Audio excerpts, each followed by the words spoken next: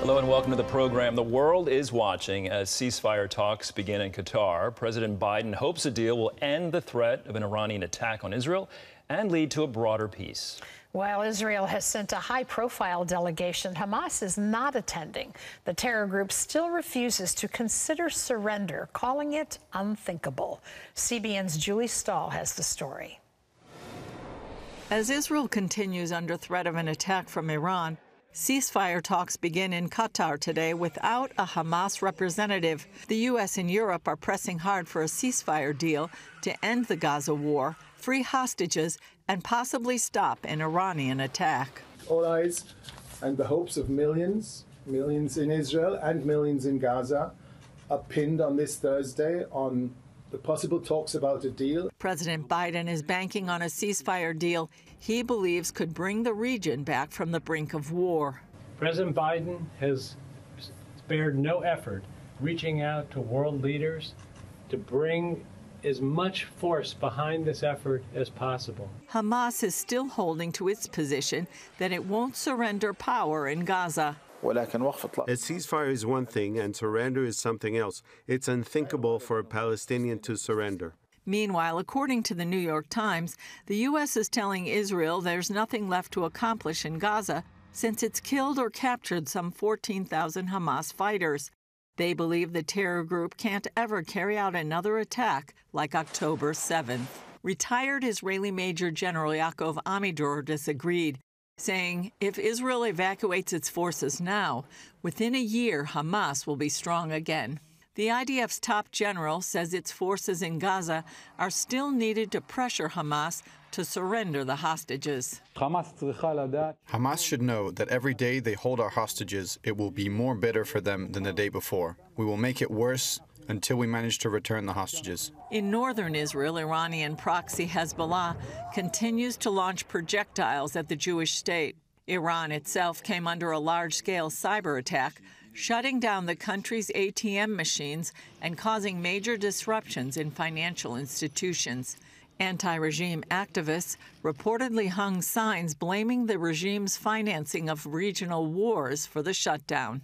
Back in the U.S., Columbia University's president resigned after months of turmoil over her handling of pro-Palestinian protests and threats to Jewish students on campus.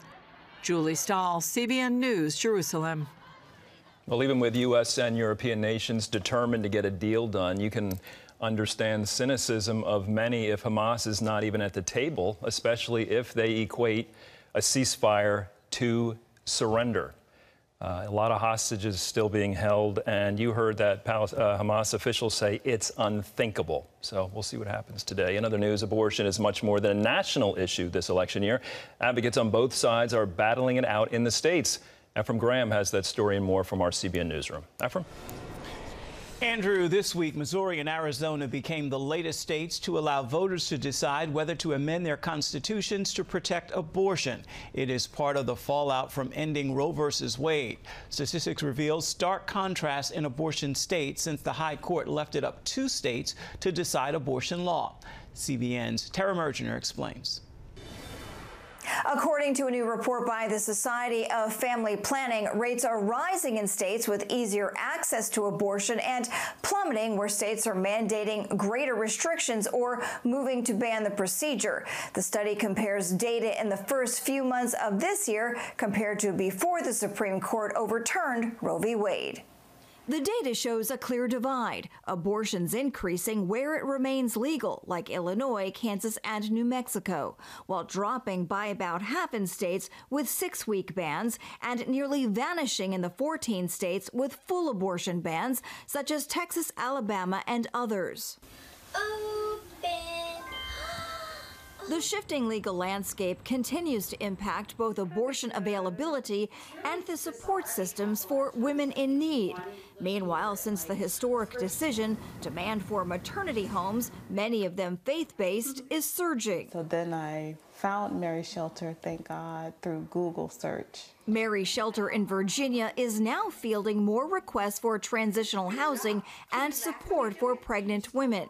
I think that homes like Mary Shelter and all the maternity homes that we work with and the pregnancy crisis centers that we work with, I think they defy that lie that we only care about the baby in the womb and not the mom. There have been nearly 99,000 abortions a month in the first quarter of 2024. Even where severely restricted, nearly 100,000 women chose to have an abortion early this year. By some estimates, nearly half now take place at home, with pills often prescribed virtually. In our study, we find that attempts to self-manage an abortion increased from before to after the loss of federal protections on abortion. So specifically, we see that an increase from about 2.4% of the U.S. population of reproductive age in 2021 to 3.3% of the population in the summer of 2023. Meanwhile, as November elections loom, Democrats nationwide are campaigning on abortion rights. Voters in red and blue states alike will have the opportunity to enshrine state-level abortion protections, with pro-choice advocates hoping the issue will galvanize voters. And the numbers show that due to total or 6-week abortion bans, at least 208,000 fewer in-person abortions have been provided. In Washington, I'm Tara Mergener, CBN News. Hurricane Ernesto is now a Category 1 storm, gaining strength as it moves north over the Atlantic.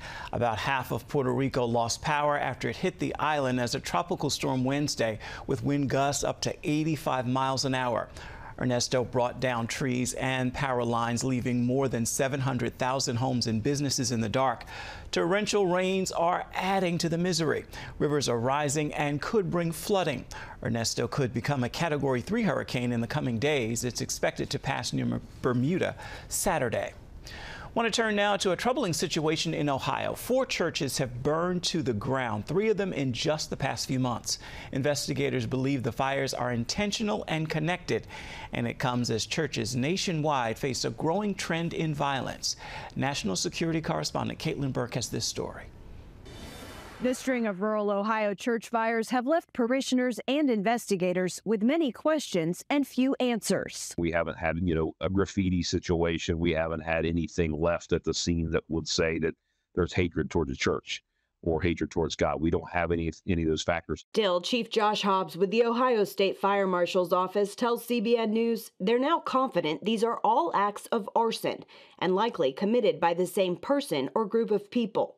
So a couple of these churches perhaps were unoccupied at the time of the fire and had no electric service. So we knew there was a human act involved.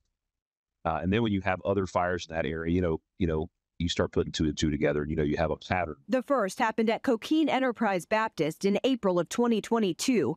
Then nothing for 2 years until May, July, and August of this year, with 3 more churches set on fire, all in close proximity to the first. The timing and the geography of these fires, the type of churches, all of those things, they're all very similar in appearance, very similar in nature, where they're at, the desolate nature of the churches.